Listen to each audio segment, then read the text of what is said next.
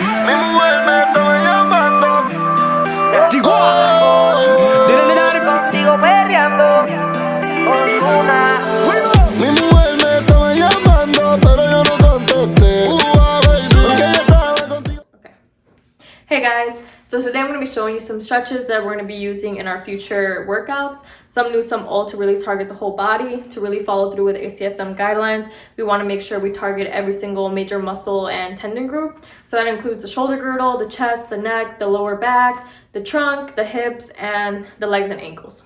Obviously, we know prior to any sporting event or exercise, it's important to warm up to prevent injury. In regards to stretching, that means focusing more on dynamic stretches, because those are stretches that include motion, changing from one direction to the other to really warm up the muscles and get the blood flowing. Again, when warming up, we want to make sure whatever stretches or exercises, body weight exercises we want to do, it reflects whatever our intended workout is going to consist of.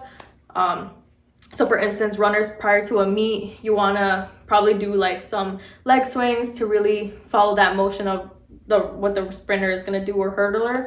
So let's get to it. So for dynamic stretches, the ACSM guidelines don't really specify a certain amount of reps. However, I feel between 10 to 15 reps are a reasonable amount to really get the range of motion we're looking for. Again, doing these before the workouts to get the body warmed up. So one upper body stretch would be arm circles, which would help tone the shoulders, triceps, and biceps. Typically, you want to start with smaller circles and build up, going both counter and clockwise. Another movement would be arm swings, which similarly stretches out the shoulders, arms, chest, and upper back. Again, trying to get that full range of motion. Moving on to legs, one stretch would be the side-to-side lunge, which focuses on the adductors, abductors, hip flexors, glutes, quads, and hamstrings. So moving on to static stretches, according to ACSM guidelines, we typically want to hold these for 10 to 30 seconds to the point of a slight discomfort. It's recommended that we stretch 2 to 3 days a week, but obviously the more we stretch, the more effective it is. And the goal is to hold each exercise for a total of 60 seconds. So you could divide that into repetitions of 30 seconds. So now moving on to specifically focus on the major muscle and tendon groups, we're going to start at the neck. So to stretch out your neck, one of the stretches you can do is to pull your neck laterally, and you want to make sure you're not doing this way too hard. It's just a slight little tug, and that's just going to stretch out your levator scapulae and your trapezius. You want to make sure you do both sides. Again, remember to hold between 10 to 30 seconds. Another stretch is along the sagittal plane, which will be like cervical flexion and extension. And then that's just stretching out your back and front muscles. So that includes your trapezius for one. Then another stretch is a 360 stretch, just making a circle with your neck to really get all the muscles around there.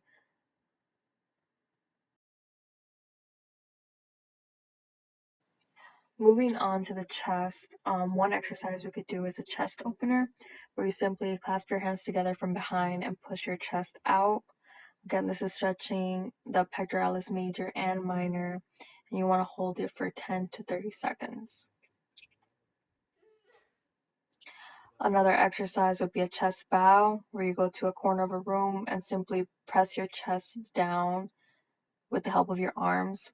And you could do either this position or moving your hands up and try to get a deep stretch.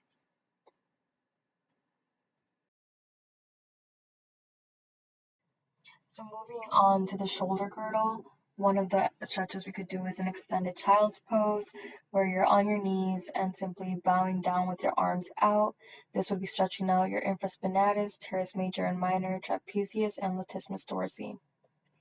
Another stretch would be the medial shoulder pull, where you simply bring an arm over and pull it past the midline of your body until you feel the shoulder stretch.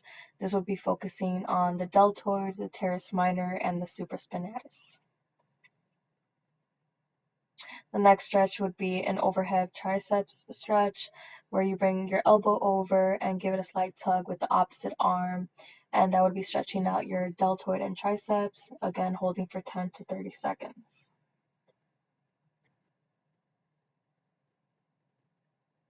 The final stretch would be a cross-body shoulder stretch, where you bring one arm across the body with slightly holding it down with the other arm and giving it a little pull. This would be stretching out your deltoid, the teres minor, and the supraspinatus.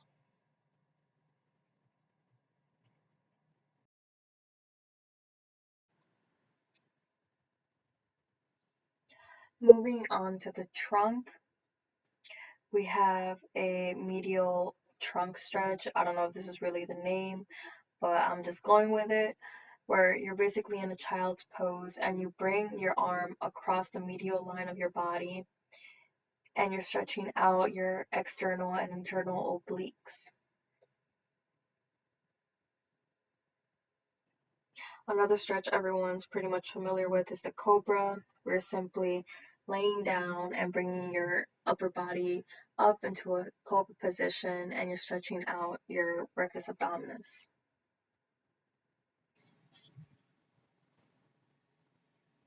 So now moving on to the lower back, a really good stretch is to get as close as possible to the wall, bring both legs up, and literally just stay static there. You could place something on your lower back like a towel for support, but simply just taking about 6 to 8 deep breaths for about 4 to 5 times would be really beneficial for the lower back. Another stretch would be, again, the cobra. It's a really good stretch. Just making sure not to hyperextend so you don't injure yourself. Another stretch is, again, a child's pose, because it's a really great pose. It actually stretches so many things at once. Right here we're stretching the hips, the thighs, the shoulders. It's just a really good pose.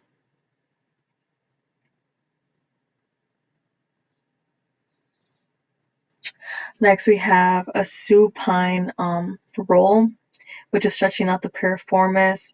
You're going to place one leg over the knee of the other, hold on to the leg, and simply just rock back and forth, rolling out your lower back. You could roll for about probably 6 to 8 times.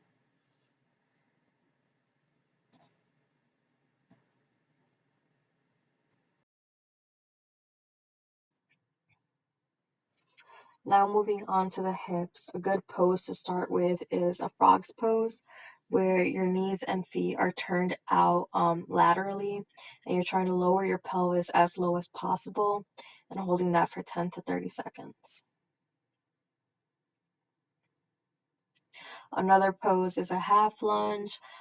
Try to maintain proper body alignment, keeping your chest up, knee behind your toes, and again holding for 10 to 30 seconds, and that's really just stretching out your hips and thigh.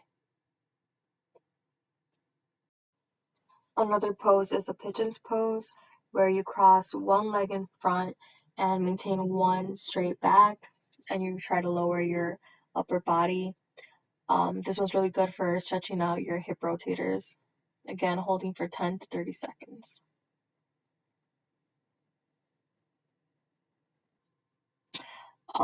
I personally like this one. It's a supine lateral toe tap.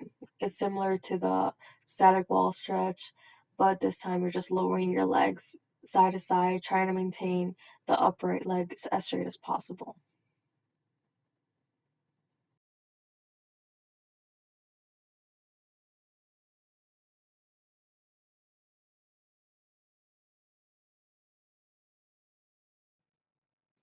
Moving on to the legs, one of the stretches we have is a front leg crossover, where you simply bring one leg across the other while the other is straight forward, and you lightly pull on the toes towards you, so you're getting that front anterior portion of the leg stretched out.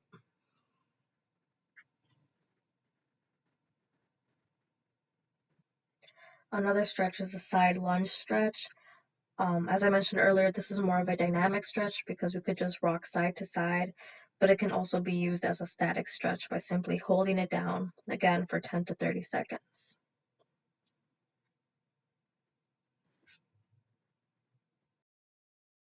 Another stretch is a spinal twist.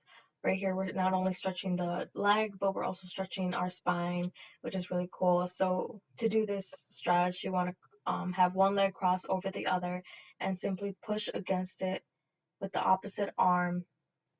So you're really getting that spinal twist. Lastly, we're going to stretch out our ankles. The ankles are super easy. We're basically just going to do some ankle rotations. So you want to take your foot, you want to make sure you get it in every direction, turn it medially for a few seconds, then switch over and turn it laterally.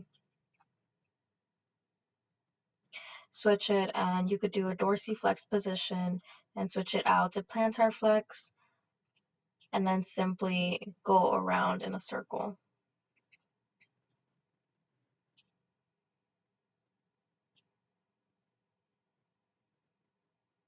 To make it easier, you could also place it above the other leg just so it's elevated and it's not interfering with the ground.